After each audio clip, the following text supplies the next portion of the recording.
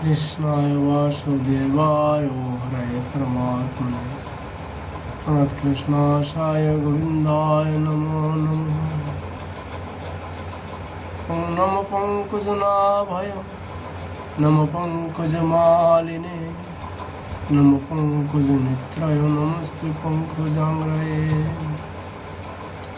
আজ এখানে আমাদের আলোচনার বিষয়বস্তু হচ্ছে শ্রী শ্রী প্রজ্ঞানন্দ সরস্বতী পদের বিরচিত শ্রী রাধারস সুধানদী গ্রন্থে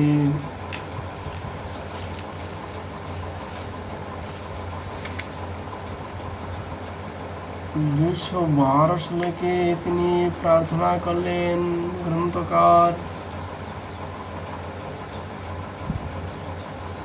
শ্রীমদ্বিম্বাধরে তে স্মৃতি নবসুধা মাধুরী সিন্ধুকোটি নেত্রে অন্তস্তে বিকুণাদ ভূত কুসুমধনু চন্দ্রশত কাণ্ডকোটি শ্রীবক্ষজিতবতী প্রমোদরসকলা সরস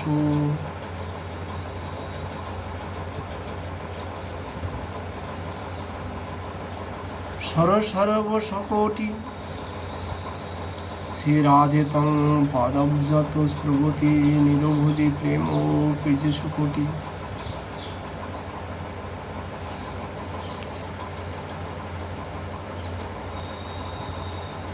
হে শ্রীরাধিকে,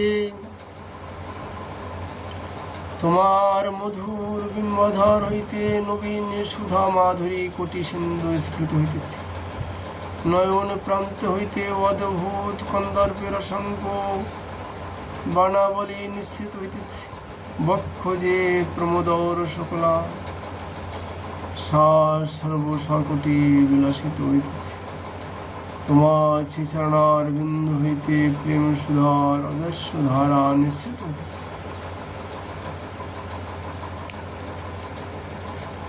শ্রীপাদ তার এই গ্রন্থে 213 শ্লোকে তিনি আবার প্রার্থনা করলেন।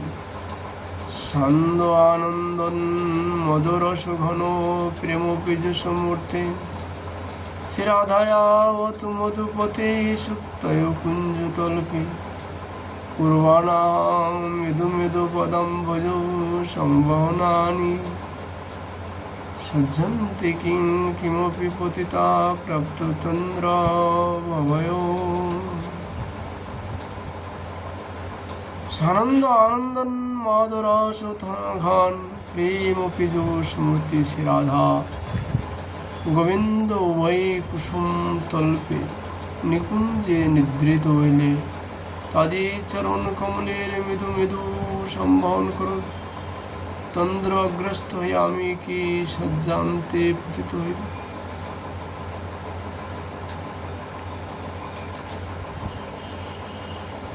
শ্রীপাদ তার এই রাধারস সুধানিধি গ্রন্থে 214 শ্লোকে তিনি আবার প্রার্থনা করলেন। রাধা পদারবিন্দাশ্লিত নবরস প্রেম পীযুষ কুঞ্জে কালিন্দী কুল কুঞ্জে হৃদি কলিত মোদয় মাধুর্য ভাব।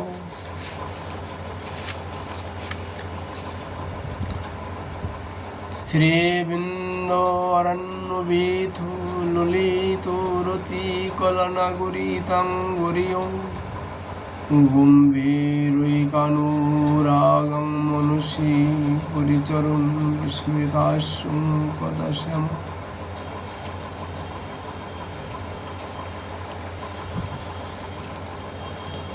শ্রীরাধার চরণ কমল হইতে উচ্ছ্বলিত নবরস প্রেম পীযুষ কুঞ্জ অবস্থিত কালিন্দী কুঞ্জে আমি হৃদয়ে পরমোদার মাধুর্য রস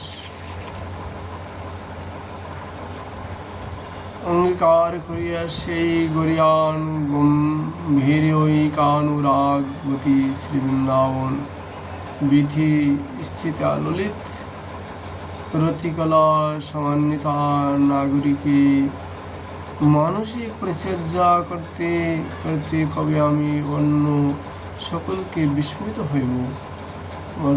অর্থাৎ রাধা মাধবী সেবা করতে করতে সংসারের সমস্ত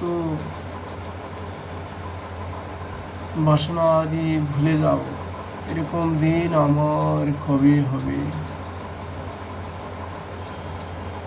শ্রীপাদ তার এই রাধারাসুদানিধি গ্রন্থে 215 শ্লোকে আবার তিনি প্রার্থনা করলেন, অদৃষ্টা রাধাঙ্কেনি মিশমপিতং নাগরমণি ত্বয়াবাখিলান্তং ললিত ললিতং নঙ্গকলয়া কদহং দুঃখব্দি সদপি পতিতামুচ্ছ্রিতবতী ন তামো সাধ্যতং সুচিরমনুষ্যচি নিজ দশনাদশাম कंदर्प क्रिया कसरे से आधारम के नागर मुनि श्री कृष्ण के ना देखिए आमी मूर्छा प्राप्त हইলে আমার অনুচিত নিজ দশাকে অনুভব করিয়া কবে আমি দুঃখ সাগরে নিমজ্জিত হই।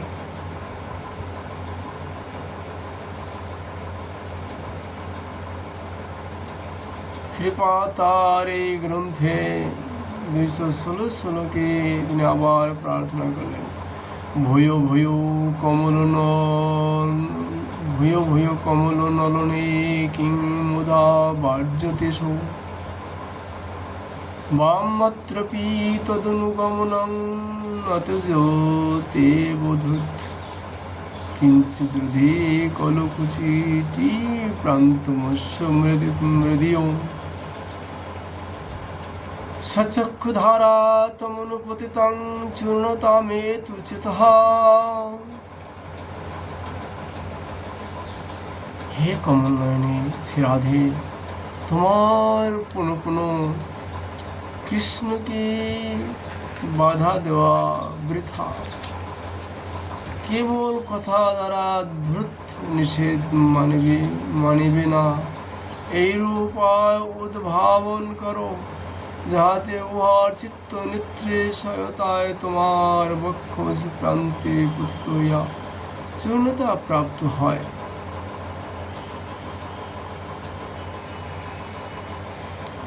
শ্রীপাদ তার এই রাধারাসুদানিধি গ্রন্থে 217 শ্লোকে তিনি আবার প্রার্থনা করলেন, কিংবা নস্তৈ সুশাস্ত্রৈ কিমত তদুদিতৈ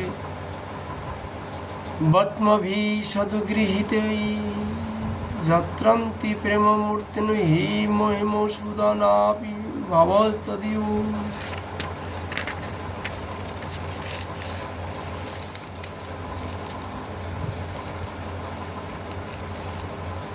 কিংবা বৈকুণ্ঠ লক্ষ্মা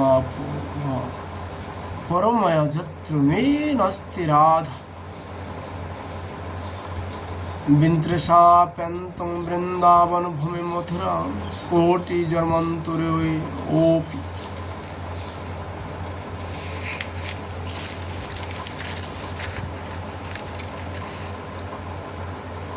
যে সকল শাস্ত্রের প্রেম মূর্তি শ্রী রাধার মহিমা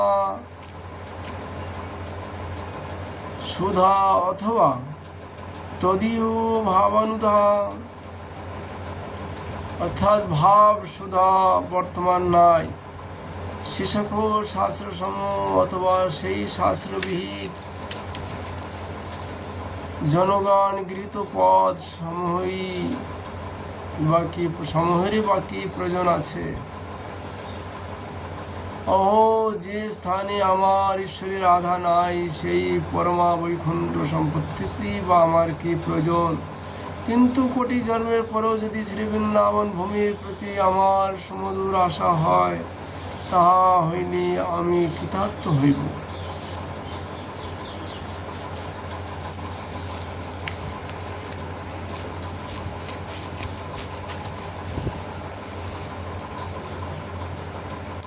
একবার শ্রী रूप गोस्वामी पाद जिन्हें वृंदावने गोविंद भगवान के प्रकट करेছিলেন, তিনি নন্দগ্রামে ভজন করতেছিলেন, কিন্তু তার মনে রাধা মাধবের দর্শনের জন্য বিরহ ব্যথায় তিনি কাতর থাকতেন। একদিন মনে ভাবলেন, যদি রাধারানীর দর্শন না পাওয়া যায়, তাহলে এই জীবন রেখে আমার কি প্রয়োজন। এই মনে ভেবে তিনি নিজের ভোজন খাওয়া দাওয়া সমস্ত ত্যাগ করে দিলেন।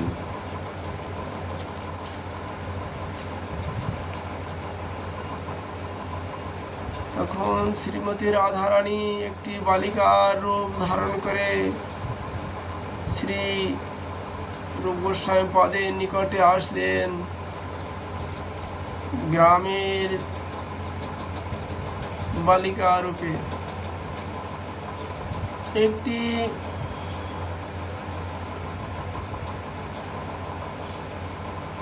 পাত্রে ক্ষীর নিয়ে এসেছিলেন। বললেন, বাবা, এই ক্ষীরটা ভোজন করুন। গোস্বামীপাদ বললেন, খেতে খেতে তো আমার সারা জীবন চলে গেল, কিন্তু ইষ্টদেবের দর্শন তো হলো না। সেই বালিকা রূপে রাধারানী বললেন, বাবা, ব্রজে পড়ে থাকাই ভজন। এই বলে বালিকাটি সেখান থেকে প্রস্থান করলেন। কিছু সময়ের পরই তার বড় ভাই সনাতন গোস্বামী তিনি রূপ গোস্বামীর নিকট আগমন করলেন।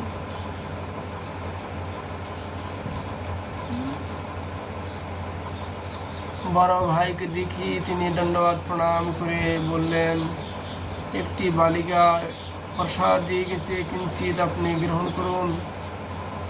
সনাতন গোস্বামীপাদ তার কথা মেনে তিনি সেই প্রসাদ কিঞ্চিত আস্বাদন করলেন।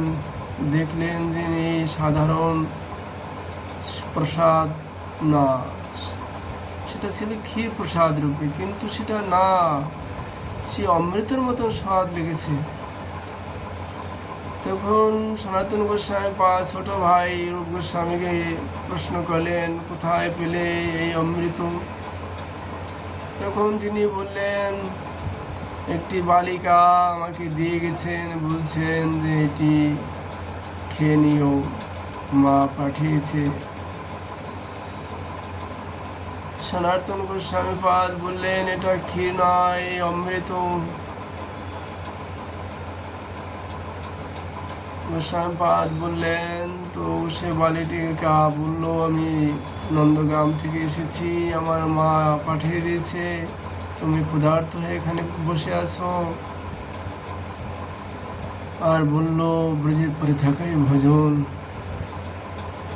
তখন শ্রীরূপ সনাতন দুই ভাই বুঝতে পেলেন যে কোনো বালিকা নয়, স্বয়ং শ্রীকৃষ্ণেরই বিগ্রহ, শ্রীকৃষ্ণেরই আত্মা যে সে রাধা, তিনি এই বালিকা রূপে এসে দর্শন দিয়েছিলেন। আর গম্ভীর কথাটি বলে গেলেন যে ব্রজে পড়ে থাকাই ভজন। তাই আপনারা এই ভিডিওটি যেখানে যে অবস্থায় বসে শুনছেন বা দেখছেন, ব্রজে আসে বাস করার চেষ্টা করবেন। রাধারানী আপনাদেরকে ব্রজে বাস দিবেন, এটাই আমি কামনা করি। রাধে রাধে।